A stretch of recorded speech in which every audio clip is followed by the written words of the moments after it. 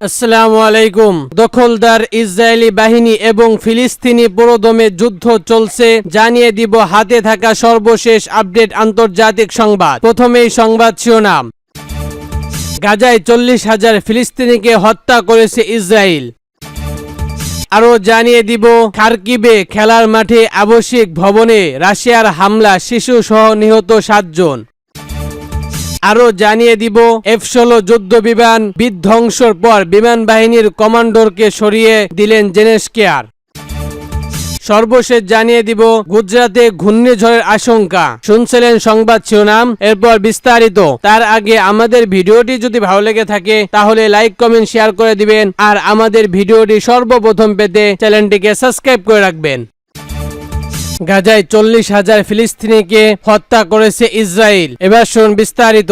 অবরুদ্ধ গাজায় উপত্যকার ইসরায়েলি বাহিনীর হামলায় অব্যাহত রয়েছে। ইসরায়েলের সাম্প্রতিক হামলায় গাজায় অন্তত আরো 12 ফিলিস্তিনি নিহত হয়েছে। গাজায় বেসামরিক প্রতিরক্ষা বিভিন্ন প্রতিবেদনে জানানো হয়েছে যে জাবালিয়া এবং খান ইউনুস সহ গাজায় বিভিন্ন স্থানে হামলা চালিয়েছে। খবর আল জাজিরা। ইসরায়েলের বাহিনী জেনিন শহর অবরুদ্ধ করে রেখেছে, ফলে ফিলিস্তিনিরা খাবার, পানি, বিশুদ্ধ এবং ইন্টারনেট সেবা থেকে বঞ্চিত হচ্ছে। ইসরায়েলের অধিকৃত পশ্চিম তীরে কয়েক দেশের মধ্যে সবচেয়ে তীব্র সামরিক অভিযান চালিয়ে যাচ্ছে। জাতিসংঘের ফিলিস্তিনি শরণার্থী বিশেষজ্ঞ সংস্কার ইউনিট 4 জানিয়েছে, ইসরায়েলি বাহিনী হামলা শুরু হওয়ার পর থেকে পশ্চিম তীরে 20 ফিলিস্তিনি নিহত হয়েছে। নিহতদের মধ্যে একজন প্রতিবন্ধী এবং কয়েকজন শিশু রয়েছে। গত 7 অক্টোবর ফিলিস্তিনি স্বাধীনতাকামী গোষ্ঠী সংগঠন হামাস ইসরায়েলের সীমান্তে আংশিক হামলা চালানোর পর গাজায় পাল্টা আক্রমণ শুরু করে ইসরায়েল। সেই থেকে এখন পর্যন্ত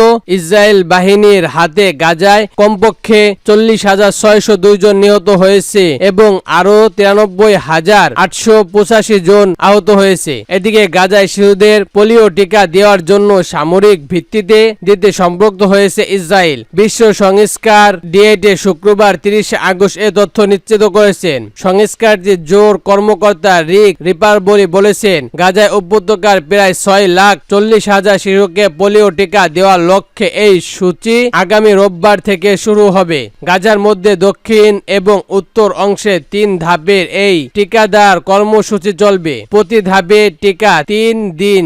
স্থানীয় সময় সকাল 6টা থেকে বিকাল 3টা পর্যন্ত লড়াই বন্ধ থাকবে। সম্প্রতি গাজায় 25 বছরের পর 10 মাস বয়সী এক শিশু পোলাকে ভাইরাস আক্রমণ হয়েছে, যা শিশুটির শারীরিক একাংশ প্লাটের করে দিয়েছে বলে জাতিসংঘের কর্মকর্তা জানিয়েছেন। জাতিসংঘ কর্মীদের সঙ্গে স্থানীয় সংস্কার কর্মীদের সহায়তার এই টিকাদান কর্মসূচি পরিচালিত হবে। এর জন্য 2 দেশের বেশি মানুষকে প্রতীক্ষা দেওয়া হয়েছে। বিশ্ব স্বাস্থ্য সংরক্ষণ লক্ষ্যে গাজায় অন্তত 90% শিশুকে পোলিও টিকা দেওয়া হবে, যা ভাইরাসটির প্রতিরোধ আক্রমণ জরুরি। খারকিবে খেলার মাঠ, আবাসিক ভবন রাশিয়ায় হামলায় শিশু সহ নিহত 7 জন। এবার শুন বিস্তারিত। ইউক্রেনের উত্তর পূর্ব অঞ্চলে খারকিবে শহরের একটি খোলা মাঠ ও আবাসিক ভবনে হামলা চালিয়েছে রুশ বাহিনী। এতে নিহত হয়েছে শিশু সহ অন্তত 7 জন। স্থানীয় কর্মকর্তারা জানান, রাশিয়ার সীমান্তবর্তী শহর খারকিবের একটি খোলা মাঠে রুশ বাহিনী বোমা হামলা 14 বছর বয়সী এক মেয়ের নিহত হয়েছে। আর শহরটির একটি 12 তলা আবাসিক ভবন হামলার ঘটনায় নিহত হয়েছে অন্তত 6 জন। আহত মানুষের সংখ্যা অন্তত 59 জন। হামলার পর তোলা ছবিতে এই আবাসিক ভবনের উপর থেকে কালো ধোঁয়া উঠতে দেখা যায়। ফায়ার সার্ভিসের বাহিনী কর্মকর্তারা লোকজনকে সরিয়ে নিচ্ছে, এমন চিত্র দেখা যায় ছবিতে। গতকাল শুক্রবার ইউক্রেনের বিমান বাহিনীর প্রধান লেফটেন্যান্ট জেনারেল মিকোস ওয়াস্টের রক্ষণা করে দেশটির প্রেসিডেন্ট ভলোদিমির জেলেনস্কি এর কয়েক ঘন্টা আগেই খারকিবে হামলার ঘটনা ঘটে। ইউক্রেনের দ্বিতীয় বৃহত্তম শহর খারকিভ। রাশিয়ার সীমান্ত থেকে শহরটির দূরত্ব প্রায় 35 কিলোমিটার বা 22 মাইল। 2022 সালে ফেব্রুয়ারিতে রুশ বাহিনী ইউক্রেনের সর্বন্ত যুদ্ধ শুরু করার পর থেকে বিভিন্ন সময় খারকিভে হামলা চালানো হয়েছে। আঞ্চলিক প্রধান ওয়েল শীর্ষে বার্তা সংস্কার প্রধান অ্যাপ টেলিগ্রামে জানান, খার্কিভে আবাসিক ভবনে হামলায় অন্তত 59 জন আহত হয়েছে। এর মধ্যে 9 জন শিশু রয়েছে।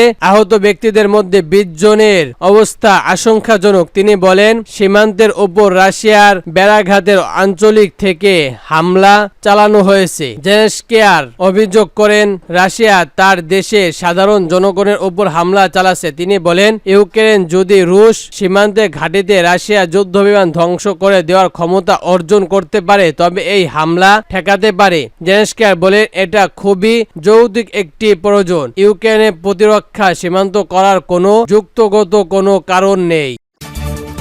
আরো জানিয়ে দিব, F-16 যুদ্ধ বিমান ধ্বংসের পর বিমান বাহিনীর কমান্ডারকে সরিয়ে দিল জেলেনস্কিয়া। এবার শুনুন বিস্তারিত। ইউক্রেনের বিমান বাহিনীর কমান্ডার প্রধান লেফটেন্যান্ট জেনারেল মিকোলা ওয়াশিংটনের রক্ষানা করেছেন দেশটির প্রেসিডেন্ট ভলোদিমির জেলেনস্কিয়া। গতকাল শুক্রবার এই সিদ্ধান্তের একটি ডিক্রি জারি করেন তিনি। রাশিয়ায় হামলা ইউক্রেনে একটি F-16 যুদ্ধ বিমান ধ্বংস হওয়া ও বেসামরিক নিহত হওয়ার খবর জানায় একদিন পরেই বিমান বাহিনীর কমান্ডারকে বরখাস্ত করলেন প্রেসিডেন্ট জেলেনস্কিয়া। গত সোমবার যুদ্ধ বিমানটি বিধ্বংস হয়। রাশিয়ার বিরুদ্ধে যুদ্ধে লড়াই করতে শীর্ষ দিনবারের পর পশ্চিমা মিত্রদের কাছ থেকে এই F-16 যুদ্ধ বিমান পেয়েছিল কিয়েভের। এই বিষয়ে জেলেনস্কিয়া বলেন, আমি বিমান বাহিনীর কমান্ডার পদে পরিবর্তন আনার সিদ্ধান্ত নিয়েছি। আমি আমাদের দেশের সব পার্লামেন্টের কাছে কৃতজ্ঞ। বিমান বাহিনীর কমান্ডারকে সরিয়ে দেওয়ার কোনো কারণ জানায়নি জেলেনস্কিয়া। তবে তিনি বলেন, কর্মীদের অবশ্যই সুরক্ষা নিশ্চিত করতে হবে। এছাড়া কমান্ডার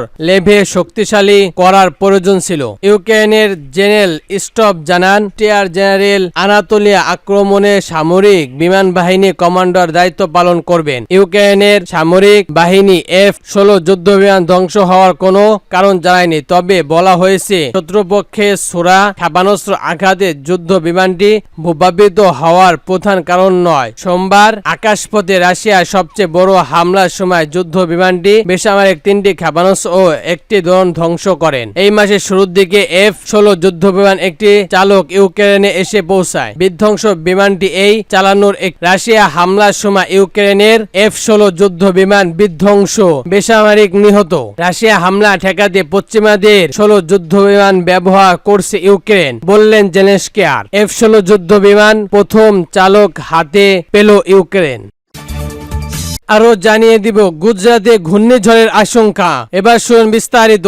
ভানভাসে গুজরাটে ভাবছেন নতুন বিপর্যয়ের আশঙ্কা। যদিও ঘূর্ণিঝড় আয়না গুজরাট উপত্যকাল থেকে আক্রমণ আবার সাগরের পূর্ব সন্তরে সরে যাওয়ার প্রভাবিত দেখাচ্ছে, কিন্তু তা সত্ত্বেও কচ্ছ, জামুক, দারাত্রা গোয়েন্দাপদের মধ্যে পশ্চিম সত্তরের জনপদের প্রচুর বৃষ্টি সম্ভাবনার কথা জানিয়েছে আবহাওয়া দপ্তর। চিন্তা এটাই, একের পর 5 দিনের প্রবল বর্ষণ গুজরাটের বিভিন্ন এলাকা প্রভাবিত। পানি সমুদ্রে ভেসে গেলেও ঘরবাড়ি থেকে শুরু করে গাড়ি ও মানুষ ইতিমধ্যে মারা গেছে প্রায় 40 জন। প্রায় 1,500 প্রবল মানুষকে উদ্ধার করা হয়েছে। 2,000 জনকে বন্যা কবলিত এলাকা থেকে সরিয়ে আনা হয়েছে বিভিন্ন আশ্রয় শিবিরে। অবস্থান সরার দিকে ঢাকা হয়েছে সেনা ও বিপর্যয় মোকাবেলা বাহিনীকে। এই পরিস্থিতিতে ঘূর্ণিঝড়ের তাণ্ডব বাড়াতে আশঙ্কা বেড়ে এসেছে। ঘূর্ণিঝড় আয়নার নামকরণ করেছে পাকিস্তান। এর বিপর্যয় হলো নিশ্চাপ তৈরি করেছে গুজরাট পশ্চিম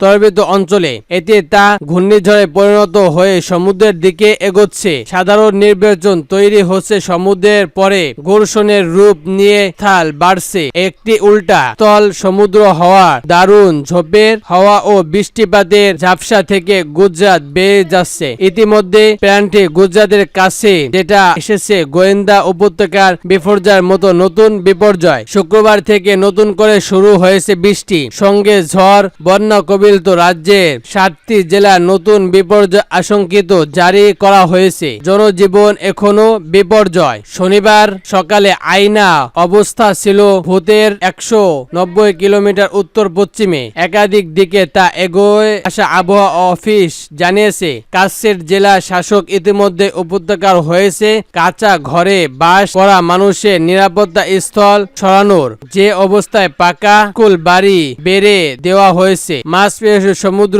যেতে কারণ করা হয়েছে জেনেল। আবহাওয়া দপ্তর জানিয়েছে সাধারণ আগস্ট মাসে আবার সাগরের ঘূর্ণিঝড় হয় না, তবে 1944, 1963 ও 1977 সালে 3বার ঘূর্ণিঝড় কবলে পড়েছিল গুজরাট।